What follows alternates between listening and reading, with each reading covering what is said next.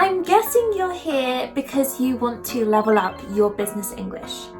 Well, don't worry, you're in the right place. Hi, I'm Michaela, and today we're breaking down the top 15 phrasal verbs you need to sound more professional and confident at work. But before we get started, please don't forget to like, share and subscribe for more videos like this one. And without further ado, let's kick things off. And yes, I did just hint at the first phrasal verb, kick off. Kick off simply means to start something. For example, the meeting will kick off at 3 p.m. Moving on to number 2, we have follow up.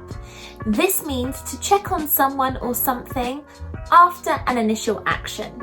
For example, I'll follow up on the status of the project later today. Number 3, to take over.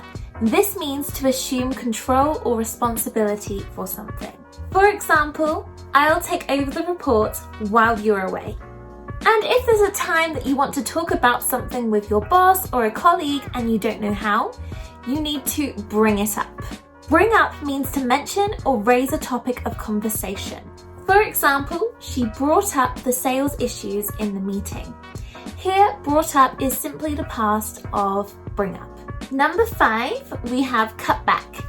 Cut back means to reduce something, for example, costs or resources if a company is going through a hard time. For example, the company is cutting back on travel expenses this year. Usually, companies want to cut back on things that are perhaps unnecessary for the business, especially if they are having financial problems. Then we have to look into.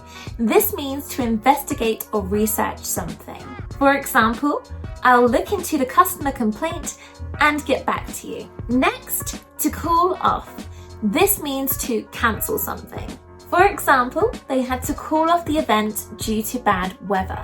For number 8, we have to set up, which means to arrange or organize something.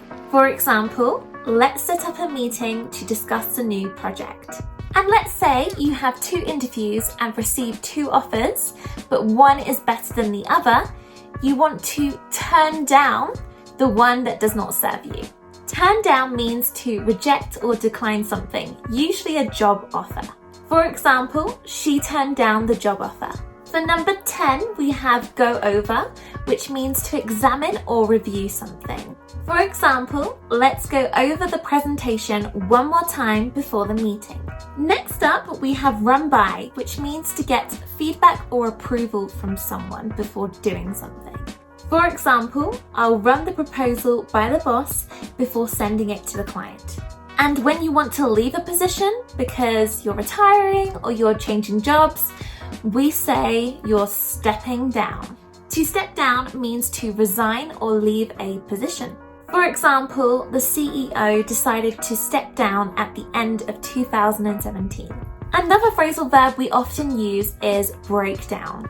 To break down means to separate something into smaller pieces so it can then be analysed. For example, you might have a meeting where they say, let's break down the budget and see where we can save more money. Number 14, the penultimate phrase, hand in. This means to submit something like a report or resignation or some kind of document. For example, I'll hand in my project report by Friday. And finally, pull out. Pull out means to withdraw from a project or agreement. This often happens before a contract or some kind of legal agreement is involved. For example, the investors decided to pull out of the deal. And there you have it, that's all 15. I hope this video has helped you. Please don't forget to like, share and subscribe for more videos like this. And please comment down below any thoughts or suggestions for future videos. Thanks for watching, bye!